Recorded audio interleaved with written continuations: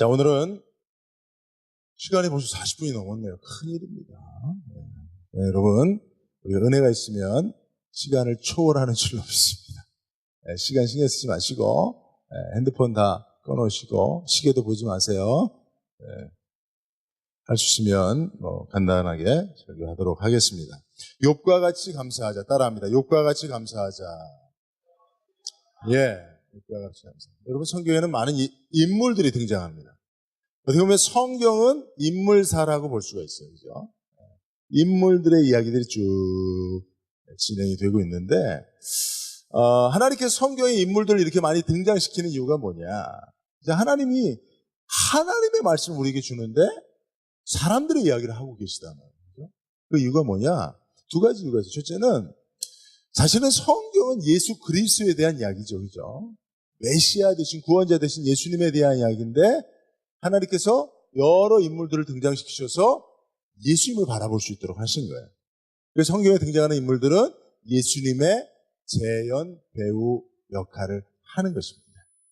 그러니까 여러분, 성경의 인물들을 보면서 우리는 그 인물들이 위대하다, 와 대단하다 라고 끝나지 말고 예수님을 그 인물들을 통해서 바라볼 수 있기를 주의 이름으로 축원드립니다.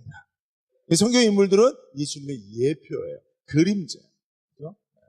본체는 실제는 예수님입니다. 두 번째, 성경의 인물들은 롤 모델 역할을 합니다. 롤 모델. 역할 모델이라고 하죠. 우리가 성경의 인물들을 보면서 성경의 인물들이 어떤 상황 속에서 어떻게 믿음으로 그 상황을 극복하고 이기고 승리했는지를 하나님이 성경의 인물들의 삶을 이렇게 펼쳐 우리에게 보여주심으로 우리도 동일한 상황 속에서 믿음을 가진 자는 어떻게 삶을 선택해 나가야 할지를 롤 모델로 보여주는 거예요. 여러분, 신앙생활에 있어서 롤 모델이 중요합니다. 그죠? 어린아이들도 자기의 롤 모델이 있으면 그 롤 모델처럼 되기 위해서 그의 삶을 이렇게 잘 바라보면서 흉내내고 따라하고 그렇게 살면서 그 인물처럼 되어져 가는 것처럼 우리들도 성경의 인물들을 롤 모델로, 우리 신앙의 롤 모델로 삼아서 그들이 주어진 상황 속에서 어떻게 믿음으로 선택했는지를 우리들도 알고 선택해 가면 성경의 인물들처럼 하나님의 영광을 돌리게 될 줄로 믿습니다. 그런 의미 속에서 욥은 매우 중요한 사람입니다. 사실 극작가 버나드 쇼는 세상에서 한 권의 책만 선택하면 당신은 무엇을 선택하겠습니까? 성경이요. 그럼 성경 중에서 단 한 권만 선택한다면 욥기요라고 말하지. 왜 욥기냐입니까? 예, 욥은 그 많은 고난 속에서 감사하며 살 수 있었기 때문에 그 욥의 감사하는 삶, 고난 속에서도 감사하는 삶을 통해서 욥기가 제일 저에게는 감동적인 책입니다. 이렇게 얘기를 했다고 합니다. 사실 여러분, 욥은 특별히 우리에게 어떤 역할 모델, 롤 모델을 하느냐 하면 고난 속에서 믿음으로 어떤 삶을 선택해 나갈 것인가를 욥은 우리에게 보여주고 있습니다. 그래서 여러분, 우리들 삶에도 고난이 많이 있죠. 그죠? 그 가운데서 우리도 욥처럼 감사하며 살 수 있기를 바랍니다. 특별히 저는 욥기를 읽으면서 참 욥에 대해서 고마운 마음을 많이 갖게 됐는데 두 가지 있어서 욥 때문에 감사하게 되더라고요. 첫째는 욥과 같은 고난 당하지 않으니 참으로 감사하다. 그런 생각을 하게 됐습니다. 여러분, 그런 의미가 있어요. 그죠?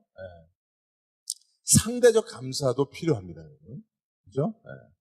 여러분, 내가 가지고 있는 것, 하나님이 내게 주신 것 정말 가치로운 것인데 내가 그 가치를 알지 못하고 살다가 내가 가진 것을 가지지 못한 자의 결핍을 볼 때 비로소 내게 주신 것 정말 감사한 거구나 라고 하는 것을 깨달을 때가 있어요. 이게 상대적 감사입니다. 여러분들에게 주신 가치로운 것들을 여러분 다른 사람의 결핍을 통해서 감사하는 상대적 감사로도 하나님의 영광을 돌리시길 바랍니다.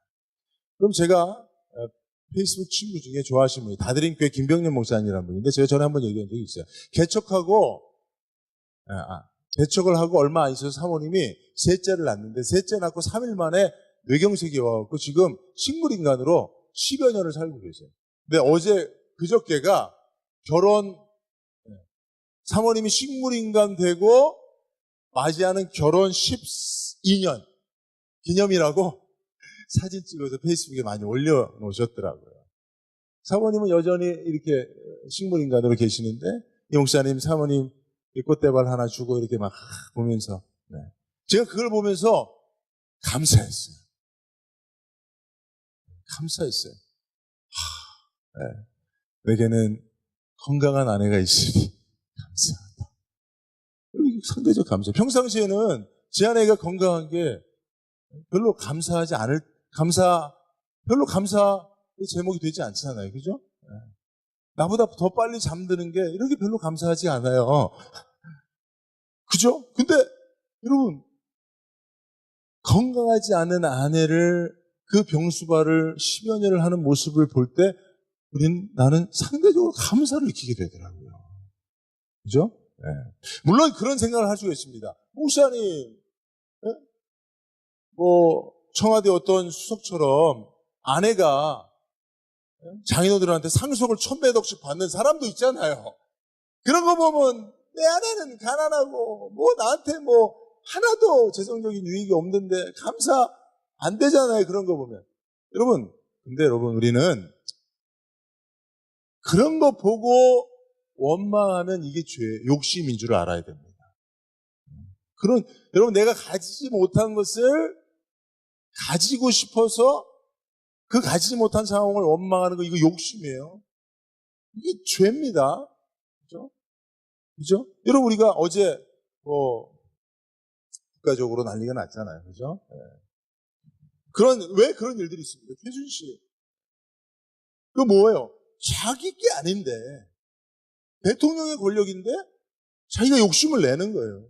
대통령 재산이고 국가 재산인데 자기가 욕심을 내는 거예요. 기업의 돈인데 자기가 욕심을 내는 거예요. 그죠? 그런 걸 생각하고 대통령은 저렇게 권한이 많은데 난 권한이 없구나 하고 거기서부터 욕심을 내면 이게 죄가 되는 거죠. 그죠? 그러니까 여러분 우리의 생각은 욕심으로 내가 가지지 못한 것에 대해서 원망하면 죄고요. 내가 가진 것을 다른 사람이 가지지 못한 것을 생각함으로 감사하면 이게 하나님의 영광입니다. 여러분 우리는 항상 이런 상대적 감사를 통해서 하나님의 영광을 돌릴 수 있어야 되는데 특별히 여러분 성경에는 그런 일들이 많이 있어요. 그죠? 성경에는. 그죠? 자 보십시오. 요새 저희가 이제 시편을 보는데 시편 기자들이 당한 고난들을 보면 또 감사하게 되더라고요. 시편 3편 1절에 보면 여호와여 나의 대적이 어찌 그리 많은지요. 일어나 나를 치는 자가 많으니이다. 나의 대적이 어찌 그리 많은지요. 일어나서 나를 때리고 치고 죽이려고 하는 사람이 너무나 많습니다. 시편 기자가 이런 고백을 하고 있어요.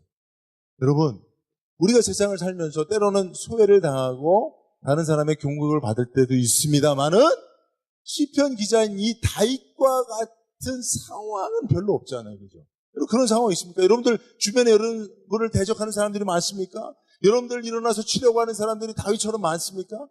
그런 상황 아니에요. 그러니까 감사할 수 있어야 돼요. 주중에 어느 집사님이 저하고 이렇게 저한테 이런 호소를 해오더라고요. 친구들이 자기를 소외시킨대. 그래서 스트레스가 너무 심하대. 그래서 제가 하나님이 사랑하시고 우리 교회 성도님들이 집사님을 너무 사랑하시고 귀하게 보니까 위로를 받으세요라고 얘기를 했습니다.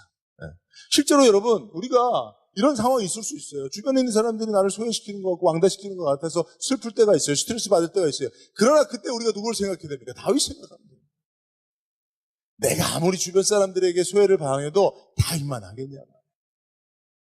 그런 거 생각하면 나 정도는 감사한 거야. 할 수 있어야 합니다. 욥기가 우리에게 이것을 가르쳐주고 있는 것입니다. 시편 6편 2절에도 보면요. 나의 뼈가 떨리오니 나를 고치소서. 나의 영혼도 매우 떨리나이다. 내가 탄식함으로 피곤하여 밤마다 눈물로 내 심상을 띄우며 내 요를 적시나이다. 내 눈이 근심으로 말미암아 쇠하며 내 모든 대적으로 말미암아 어두워졌나이다. 여러분 우리가 아무리 슬프고 고난이 있어도 이 정도 고통스럽지는 않잖아요. 그죠? 여러분 밤마다 눈물로 침상을 띄우는 사람 있어요? 눈이 짓무를 정도로 고통으로 밤마다 지새우는 사람이 있어요 지금? 여러분들 보니까 다들 눈을 보니까 다 괜찮은 것 같아. 어제는 그런 분이 없었던 것 같아요. 여러분 이런 걸 생각하며 우리가 고난을 당하되 더 심각한 고난을 당한 사람들이 있는 걸 생각하고 감사할 수 있어야 됩니다. 특별히 여러분 욥은 어떻습니까? 욥의 고난은 뭐 이게 상상할 수도 없는 거죠. 그죠? 욥의 고난은 두 가지 특징이 있어요. 연속적인 고난이에요. 그죠? 여기 보십시오. 지금 몇 번 연속 카운터 펀치를 맞고 있습니까, 지금? 욥이. 네 번이나. 뭐라고 말하고 있어요? 그것을 표현해 주는 게 아직 말하는 동안에. 한 대 빵 카운터 펀치를 맞고 정신 없는데 정신이 돌아오기도 전에 아직 말하는 동안에 한 대 또 오는 거예요. 이렇게 네 방을 맞아야 돼요. 그래서 욥은 연속적인 고난이에요. 꼬리를 무는 고난입니다. 그리고 그것을 통해서 완전히 모든 것을 잃어버린 고난입니다. 여러분, 여러분들 가운데 고난을 부르고 고난이 겹쳐서 여러분 연속적인 고난 때문에 고통스러운 적이 있죠. 그리고 여러분들이 무엇인가 잃어버려 본 적이 있죠. 그렇죠? 여러분, 그런데 욥만한 고난이 있었겠습니까? 우리 삶에? 아니에요.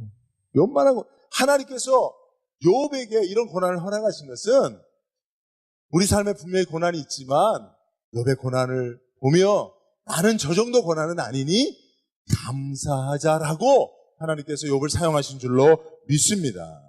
그렇죠? 네. 여러분, 우리가 첫 번째 말씀을 보면서 특별히 욥기를 보면서 상대적으로 감사할 수 있어요. 네. 저에게도 고난이 있었지만 욥에 비하면 명함도 못 내미는 거예요. 그러니까 감사하게 되더라고요. 그렇죠? 두 번째는 욥의 고난을 통해서 고난 속에서도 감사할 수 있는 소망을 주니 감사하다는 거예요. 무슨 의미냐면 사실 저의 삶에는 욥과 같은 고난이 없었어요. 근데 그런 생각을 합니다. 욥과 같은 고난을 당하면 어떠나라고 하는 생각을 하게 됩니다. 물론 그런 생각 안 하면 좋은데 할 수밖에 없는 상황들이 많아요. 세월호 같은 것들을 통해서 보면 내 자녀도 저런 사고를 당해서 나보다 먼저 천국에 부름받으면 어떻게 되나 생각하게 되잖아요. 그죠? 욥도 자녀를 잃어버린 고난을 당했으니까. 그죠? 그런 걸 생각할 때가 있어요. 그런 걸 생각할 때마다 사실은 두렵습니다. 내가 목사지만 믿음을 계속 지켜나갈 수 있을까? 사실은 제가 의문부호 딱 하나 있어요. 제가 어떤 고난이 와도 몸에 질병이 오고 죽을 병에 걸려도 하나님께 감사할 수 있을 것 같아요. 그런 자신이 있어요. 그리고 뭐 제가 가지고 있는 거 다 잃어버려도 감사할 수 있을 것 같아요. 목사 집에서 쫓겨나고 뭐 그래도 목사로 살지 못해도 감사할 수 있을 것 같아요. 근데 혹 자녀를 먼저 하나님 데려가시면 감사할 수 있을까? 그건 항상 의문부호더라고요. 근데 욥기를 보면서 제가 그 의문부호가 해결이 됐어요. 욥은 자녀를 다 잃어버렸는데도 하나님 앞에 어떻게 했어요? 오늘 말씀해 보니까 어떻게 했어요? 어떻게 했어요, 여러분? 예배했어요. 20절에 보니까 욥이 일어나 겉옷을 찢고 머리털을 밀고 땅에 엎드렸어요. 여기까지는 뭡니까? 겉옷을 찢고 머리털을 밀고. 여러분, 너무 고통스러우면 가슴이 찢어질 것 같아요. 그래서 이걸 찢는 거예요. 머리를 쥐어 뜯는 거예요. 이 그런 표현입니다. 자기 몸을 자해하지 않으면 이 마음의 고통을, 너무 그 마음의 고통이 심해서 막 몸을 자해할 정도의 지금 욥이 고통을 당하거든요. 여러분, 욥이 그냥 이거 뭐 아무렇지도 않게 바라본 게 아니에요. 이 정도 고통을 지금 처절하게 겪고 있는 거예요. 그런 상황에 하나님 앞에 예배했다. 21절은 이르되 내가 못해서 알몸으로 나왔으니 알몸이 그리워 돌아갈지어다. 주신 이도 여호와시오 거두신 여호와의 이름이 찬송. 아마 울며 불며 통곡하며 이 고백을 하나님께 드렸을 거예요. 이 모든 일에 욥이 범죄하지 않은 하나님을 향하여 원망하지 않았다. 상상하기도 싫은 엄청난 고난 앞에서도 원망하지 않고 찬송하고 예배했다. 그죠? 이런 욥의 믿음의 선택, 감사가 사실은 무엇 때문입니까? 욥이 위대해서가 아니에요. 하나님이 욥에게 주신 믿음 때문인 줄로 믿습니다. 네. 에베소서 2장 8절에 보면 너희는 그 은혜를 인하여 믿음으로 말미암아 구원을 얻었으니 이것은 너희에게서 난 것이 아니 하나님의 선물이라. 하나님이 욥에게 이 고난을 허락하시겠다고 마귀에게 당당히 네가 한번 욥을 시험해 봐라. 욥 같은 이가 어디냐. 왜 이렇게 하나님이 욥에게 마귀가 시험하는 걸 허락하셨습니까? 하나님 자신이 있었어요. 무엇에 자신이 있었습니까? 하나님이 욥에게 주신 믿음의 선물은 욥이 어떤 고난을 당하더라도 그 믿음을 가지고 이겨내고 극복하고 승리하고 하나님 앞에 원망하지 않고 감사할 수 있을 것이라는 그 하나님이 자신이 있어요. 저는 오늘 욥기를 보면서 저와 여러분들에게도 이 믿음을 하나님이 동일하게 주셨다는 사실을 깨닫길 바랍니다. 저에게도 그 믿음이 있고 여러분들에게도 그 믿음이 있어요. 욥에게 하나님이 주신 그 믿음이 있단 말이에요. 그러니까 제가 욥과 같은 고난을 당하지는 않았지만 그래서 혹 그 고난을 당할 때 내가 어떤 선택을 할 것인가 두렵고 의문부호 가운데 있지만 그러나 욥이 믿음으로 선택할 수 있었기 때문에 하나님이 나에게 동일한 믿음을 주셨다는 믿음 속에서 나도 하나님 앞에 감사할 수 있겠다라고 소망하는 것입니다. 확신하는 것입니다. 그러니까 여러분 두려워하지 마세요.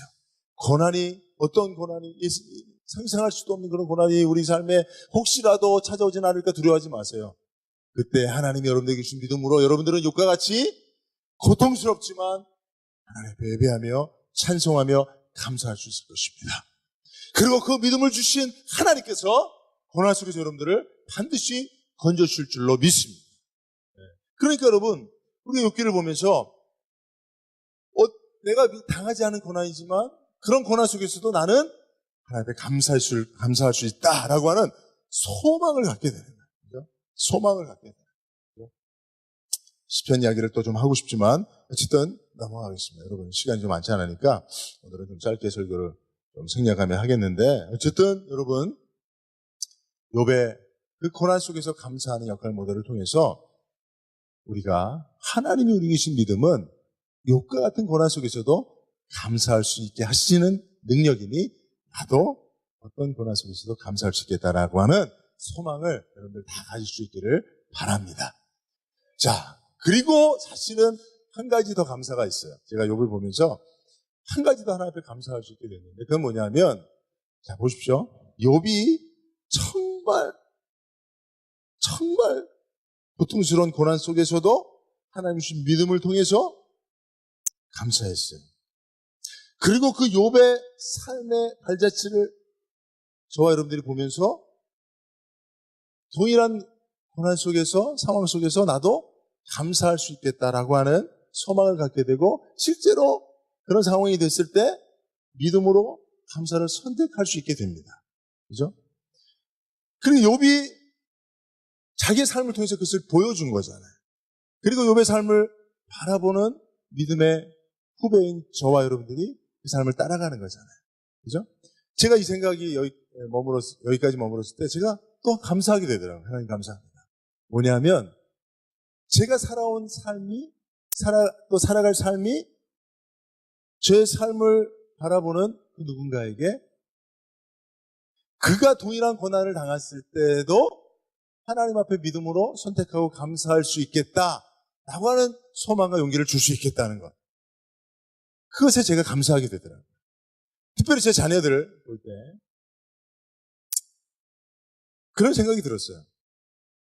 제가 물론 자녀들에게 큰 고난 속에서 참 믿음으로 선택하고 감사하는 모습들을 지금까지 충분히 보이지 못했다 할지라도 제 앞에 어떤 고난이 있다 할지라도 나는 그것을 믿음으로 감사하게 될 것이고 그럴 때 내 자녀들이 내 뒷모습을 보게 될 거예요.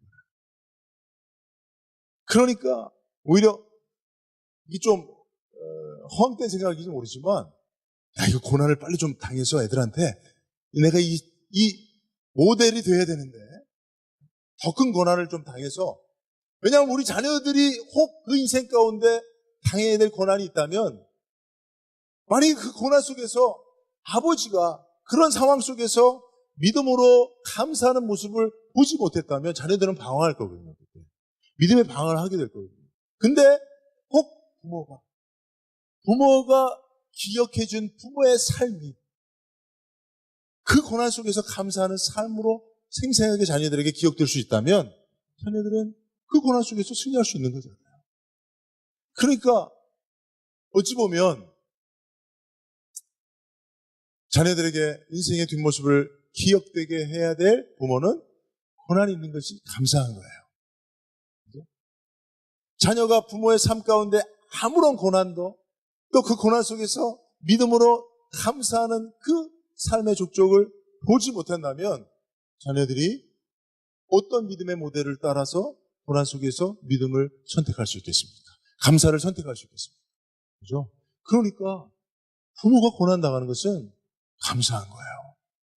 그런 얘기가 있어요. 자녀는 부모의 뒷모습을 보고 자라간다는 얘기가 있어요.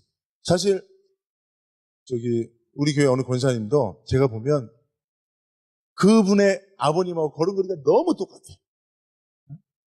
딸인데 아빠랑 걸음걸이가 이렇게, 그러니까 걸음걸이가 토끼 뛰듯이 걸음걸이 이렇게 걷는 게 아니라 이렇게 걸으시더라고요, 항상.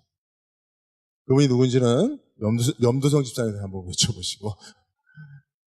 그런데 그걸 보면서 왜 권사님이 저렇게 장인어른하고 똑같이, 장인어른이라고 그랬네요, 제가. 저희 장인어른하고 똑같이 걸으시나 생각했어요. 그 왜 그런지 아세요? 어렸을 때 늘 아버지 걷는 뒷모습만 봤기 때문에. 여러분, 자녀들은 아무리 빨리 걸어도 아버지를 따라잡을 수가 없어요. 그래서 늘 아버지 뒤를 쫓아가게 돼 있어요. 그러니까 걷는 뒷모습 보는 거예요. 저도 저희 아버님 걷는 뒷모습 늘 보면서 저도 저희 아버님처럼 걸어요. 저희 아버님처럼 이렇게 좀 겁니다. 왜냐? 그거는 내가 보여지는 대로 기억되고 기억된 대로 살아가게 되어 있는 거예요. 그러니까 여러분 똑같죠. 우리가 우리 자녀들에게 어떤 고난 속에서 어떤 길을 선택해 가는 것을 그 뒷모습을 보여줄 수밖에 없어요. 또 그것을 보고 기억하고 나도 그 상황 속에서 그 삶을 선택할 수밖에 없는 거예요. 그죠? 그러니까 여러분 웃기를 보면서 제 생각이 여기 미치니까 앞으로 내게 남겨진 고난도 감사하다. 그런 생각이 든 거예요. 그죠? 여러분, 여러분들 지금까지 고난 많이 당하셨고 또 고난이 많은 삶이셨지만 고난이 조금 더 남아있다고 한들 여러분 감사할 수 있길 바랍니다.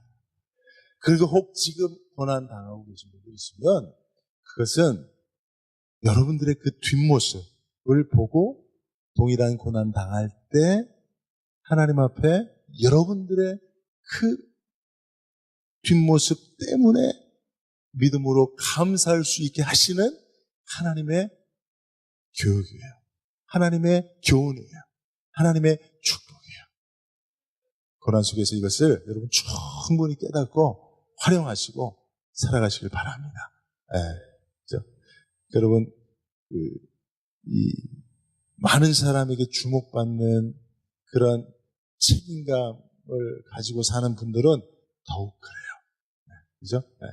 목사는 더욱 그렇고 부모는 자녀들에게 더욱 그렇고 또 교회에 또 중직자 되신 분들은 우리 새가족들이나 또 이렇게 젊은 성도들에게 그런 모범을 보여줘야 될 책임감이 있습니다.